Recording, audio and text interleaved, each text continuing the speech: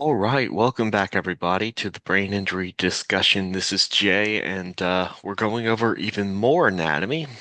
We've already covered a lot of anatomy so far, but this topic can go on for possibly years. And knowing the anatomy of the brain and the structures that connect with the brain does make a difference, especially when it comes to diagnosis, treatment for clinical professionals. It also enables case managers like myself to compile good information for either the next clinician or to better advocate for the client. So that's why anatomy is extremely important. But like always, we do appreciate subscriptions. Feel free to give us a thumbs up if you learn something new or you have an idea for a topic. Feel free to leave it in the comment section down below. We try to produce this comment, and we always open to suggestions.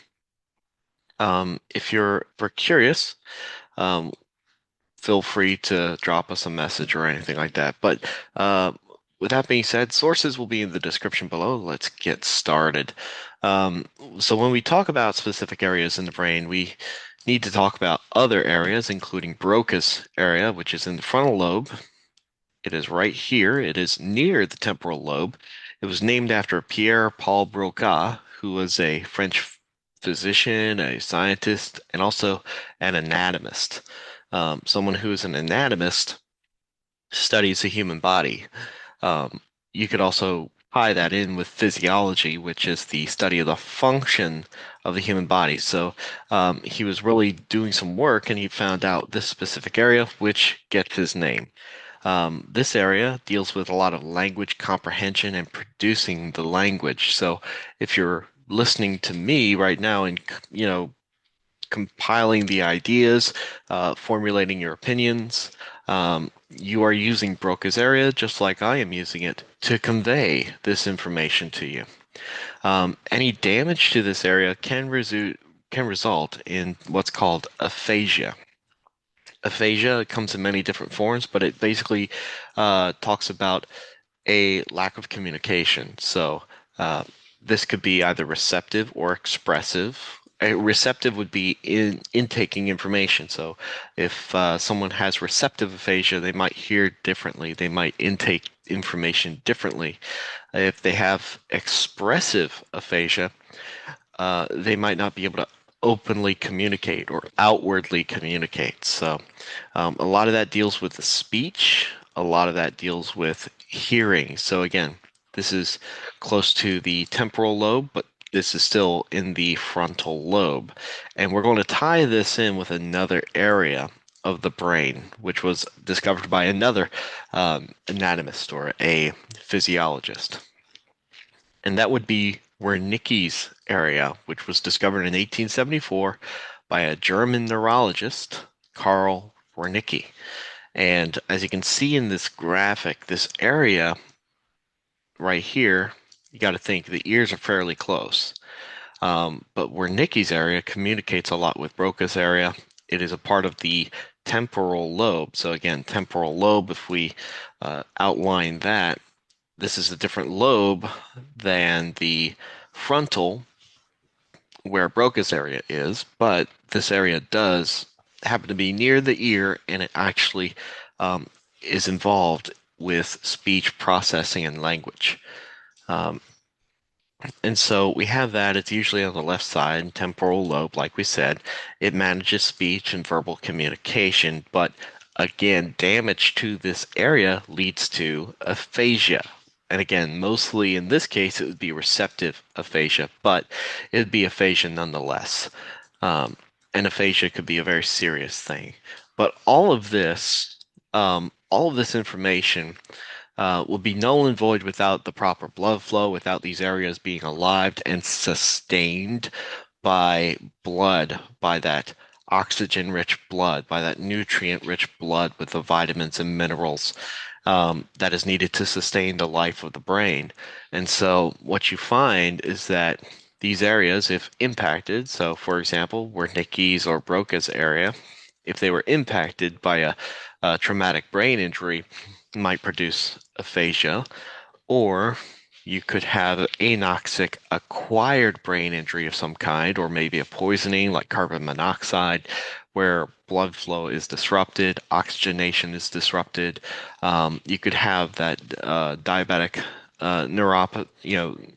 neuropathy where the sugars or the ATP or the nutrients needed to sustain life to the brain are disrupted, and that could cause damage to these areas as well as the rest of the brain as well. But knowing these two areas, and if there was an impact, for example, in either of these two areas, this might uh, show itself or manifest itself as aphasia.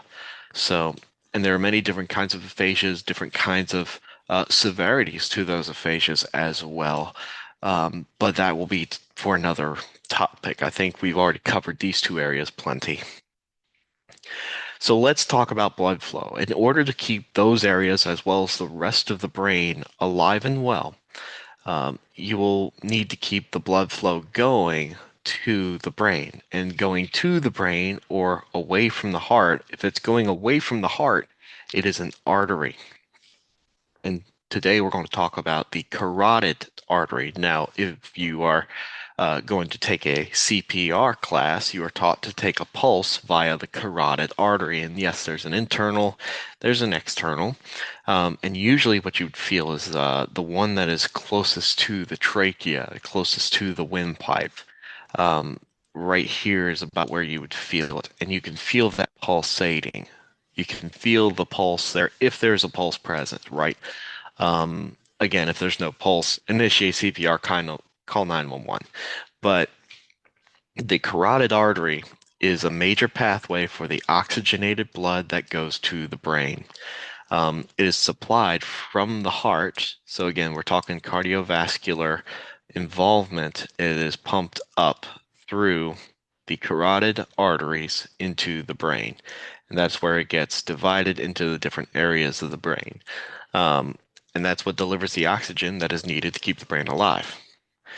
And then we talk about problems with the carotid artery. So if there's an issue or blockage that might restrict the blood flow to the brain, all of that stuff is important when we're talking about the brain. The brain is not just a self-secluded organ. It is also inclusive of other systems, including the endocrine, including the cardiopulmonary system, which is what we're talking about now.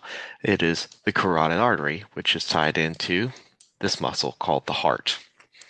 So with that being said, what comes up must come down, and we got to talk about the next slide, which is jugular veins. Now, again, we talk about blood flow going up via the arteries, which are usually, pulsating if the person is alive. They are usually under pressure because the blood has to work against the force of gravity. Now, what makes veins interesting is that one, veins is going back to the cardiac muscle of what we know as the heart. They're going back too, so they can be reoxygenated, refilled with the necessary supplies, nutrients, vitamins, sugar, glucose, and oxygen in order to be pumped back up.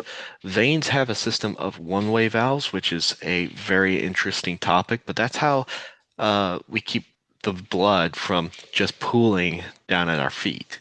But think about why do we need to push this stuff back? That way it can be resupplied so we can reuse that blood, so that blood will be pumped to either other areas of the body or will be pumped back into the brain. And so the jugular vein sends the blood that drops off everything that it needs into the brain back to the heart.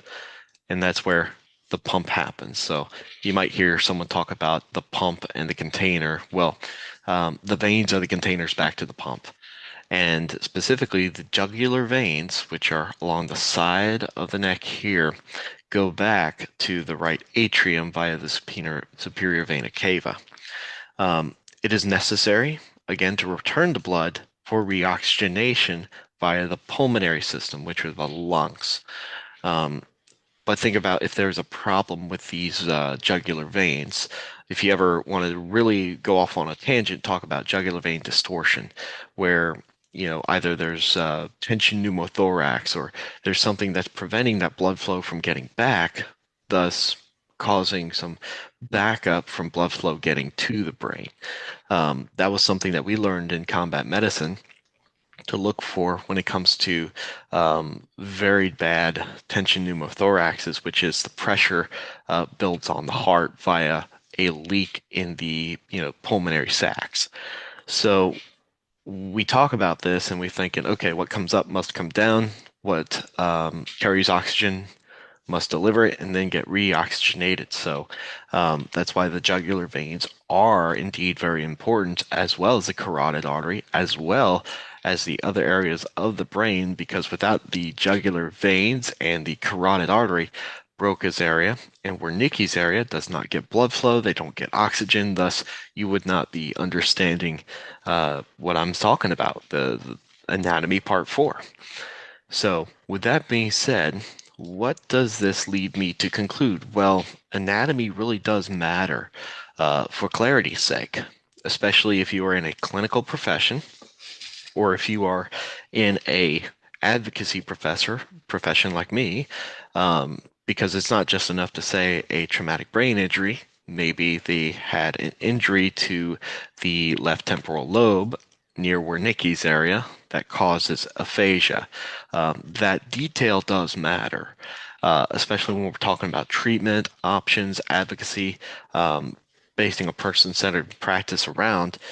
And not only is it interesting, but the specific parts of the brain do have specific functions. And there's always research and development into what does the brain actually do? What does this part of the brain actually do? And what we talked about a lot today was um, Broca's area and Wernicke's area, which is close by this poorly drawn ear. But with that being said, it wouldn't matter without the blood flow to the brain. And so without the blood flow going to supply the oxygen and the necessary supplies and nutrients and vitamins, as well as everything else that the brain requires to function, none of this would really matter. That's why blood flow to the brain does matter. And also we talked about specific areas of communication, which again ties back to that clarity issue, right? It might not be if someone says they have a headache, some doctor might say take an aspirin or take a Tylenol. But if you said I hit my head, that clarity then initiates further interventions, initiates better interventions. So clarity really does matter in the field of healthcare, especially when it comes to brain and brain-related topics. But with that being said, I believe that will conclude it for this episode. We would love to hear your feedback in the comment section. Like always, sources are here as well as in the description below. I always encourage people to look up my resources. Feel free to check them out. They will tend to go into much deeper detail. This is just meant to be a very brief overview and to kind of simplify things into a manner that someone who does not necessarily have extensive clinical training can understand what are the areas in the brain, what do they do, and what's the importance of these structures that either supply the brain with the blood flow that it needs or areas within the brain that require the blood flow that it needs. But with that being said, I believe that will conclude it. We would appreciate a thumbs up, a subscription, and a comment. We love answering comments. We love answering questions. So I hope everyone out there has a wonderful day, and don't forget, protect your brains.